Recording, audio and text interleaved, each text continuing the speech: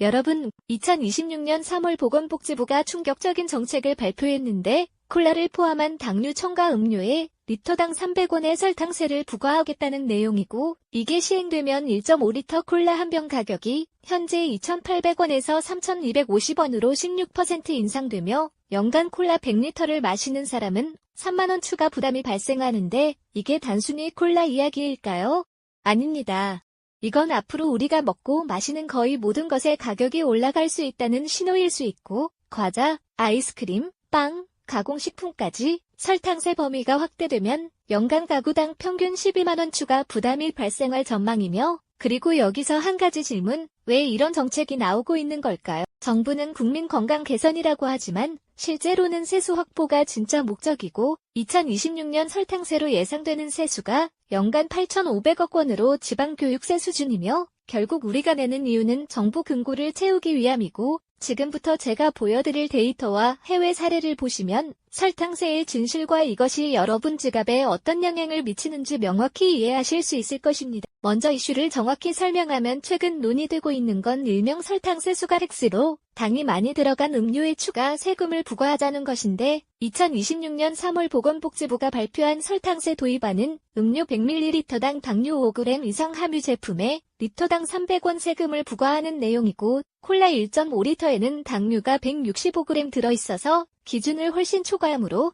450원 세금이 붙고, 사이다도 마찬가지로 450원, 과일 주스는 평균 380원, 에너지 음료는 520원 세금이 추가되며, 이 정책의 명분은 단순한데 국민 건강 개선, 즉 당 섭취를 줄이자는 목적이고, 보건복지부는 한국인 평균 당류 섭취량이 1일 60g으로 후 권장량 50g을 초과하고, 특히 청소년은 80g으로 건강 위험이 크므로 설탕세로 소비를 줄이겠다고 밝혔지만, 정말 건강이 목적일까요? 2026년 기획재정부 내부 문서를 보면 설탕세 도입 시 연간 세수 8,500억 원 확보 가능이라는 구절이 있고, 이는 건강보다 세수 확보가 진짜 목적임을 보여주는 증거입니다. 이런 세금은 사실 처음이 아닌데 이미 여러 나라에서는 설탕세를 도입했고, 멕시코는 2014년 리터당 1페소 약 65원, 영국은 2018년 당류 5g 이상 리터당 18펜스 약 300원, 프랑스는 2012년 리터당 7유로센트 약 100원을 부과했으며, 흡연과 술처럼 건강에 해로운 소비에 세금을 붙이는 흐름이 전 세계적으로 계속되고 있고, 이걸 경제적으로 보면 정부가 소비를 조절하려는 정책, 즉 덜 먹게 만들겠다는 신호이며,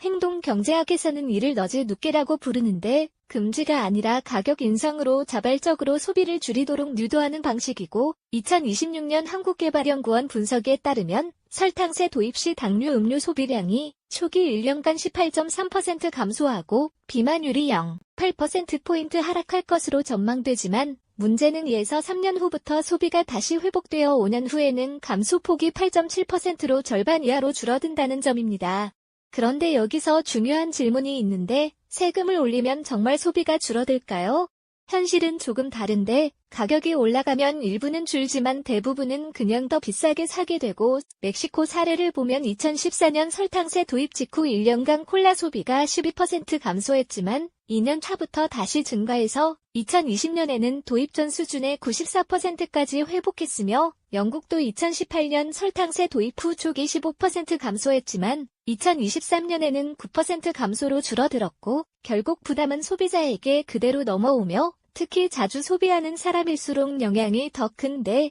2026년 통계청 자료에 따르면 월 소득 200만원 이하 저소득층은 당류 음료 지출이 월 평균 28,000원으로 소득의 1.4%를 차지하지만, 월 소득 800만원 이상 고소득층은 32,000원으로 소득의 0.4%에 불과해서 소득 대비 부담률이 3.5배 차이 나고, 설탕세는 역진세로 작동하면서 저소득층에게 더 큰 타격을 줍니다. 여기서 재밌는 이야기가 있는데, 투자의 전설 워렌 버핏은 콜라를 정말 많이 마시는 걸로 유명하고, 버핏은 하루에 코카콜라 5캔을 마시며 나는 콜라로 행복을 산다고 말했는데, 연간 1825캔 약 600리터를 마심으로 설탕세가 부과되면 연간 18만원 추가 부담이 발생하고, 만약 이런 세금이 계속 올라간다면 버핏처럼 사는 건 점점 어려워질 수도 있으며, 이건 단순한 농담 같지만 사실 중요한 포인트를 담고 있는데, 생활비 구조가 바뀌고 있다는 것이고 2026년 가계 동향조사에 따르면 4인 가구 평균 식료품비가 월 85만 원인데 설탕세 도입 10월 1만 원 즉 연 12만 원 추가 부담이 발생하며 이는 식료품비의 1.2% 인상 효과이고 여기에 전기료와 쓰레기 봉투 인상까지 더해지면 연간 생활비 증가폭이 50만 원을 넘어서면서 서민 가계가 더욱 압박받습니다. 더 중요한 건 이게 콜라로 끝나지 않을 가능성인데 과자, 아이스크림,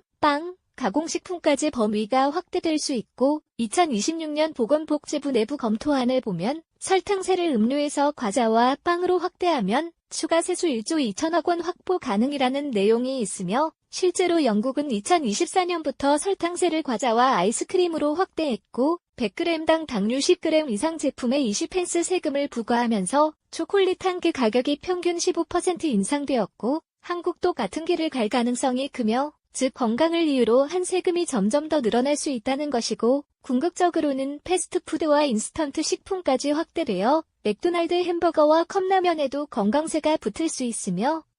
2030년쯤이면 건강에 해로운 모든 음식에 세금이 당연한 시대가 올 수도 있습니다. 2026년 현재 에이전티 가입 기술이 식품 영양 분석에 도입되면서 정부는 아이로 모든 식품의 당류, 나트륨, 포화지방 함량을 실시간 모니터링하고 이 제품은 건강 위해도가 높으므로 세금 500원 추가처럼 자동 과세 시스템을 구축할 수 있으며 편의점에서 콜라를 살 때 아이가 이 제품은 설탕세 450원이 포함되어 있습니다. 대신 제로 콜라를 선택하시겠습니까? 라고 권유하는 날이 곧 올 것이고 이는 정부가 아이로 국민 식생활까지 통제하는 빅브라더 사회의 시작일 수 있습니다. 해외 사례를 보면 프랑스는 2012년 설탕세 도입 후 세수는 연 3억 유로 약 4,500억 원 증가했지만 비만율은 15.3%에서 2026년 15.8%로 오히려 증가했고 멕시코도 설탕세 도입 후 세수는 증가했지만 비만율은 32.8%에서 36.1%로 상승해서 건강 개선 효과는 미미했으며 반면 세금 수입은 확실히 늘어나서 정부만 배불린 결과가 되었고 이는 설탕세가 건강보다 세수 확보가 진짜 목적임을 입증합니다. 그렇다면 소비자는 어떻게 대응해야 할까요? 첫째, 당류 음료를 제로 슈거 제품으로 대체해서 코카콜라 제로나 펩시 제로처럼 당류가 없는 제품은 설탕세 면제이므로 비용 절감이 가능하고 둘째, 과일과 물로 대체해서 생수와 과일로 당 섭취를 하면 훨씬 저렴하고 건강하며 셋째, 대량 구매로 할인받아서 온라인 대량 구매로 단가를 낮추고 넷째, 해외 직구 활용으로 설탕세가 없는 국가에서 직구하면 30% 이상 저렴하지만 배송비와 관세를 고려해야 하고 다섯째, 정치적 압력으로 설탕세 반대 여론을 형성해서 정부 정책을 견제하는 것도 중요하며 실제로 2025년 프랑스에서 설탕세 인상 반대 시위가 발생해서 인상이 유보된 사례가 있습니다. 투자자 관점에서 설탕세 도입의 영향을 보면 피해주는 코카콜라와 롯데칠성으로 음료 판매량 감소로 매출이 타격받고 코카콜라 주가는 설탕세 도입 발표 후 일주일 만에 7.3% 하락했으며 롯데칠성도 5.8% 급락했고 수혜주는 제로슈거 음료 제조사와 생수업체로 동원 F&B와 농심이 제로콜라와 생수 판매 증가로 혜택을 보며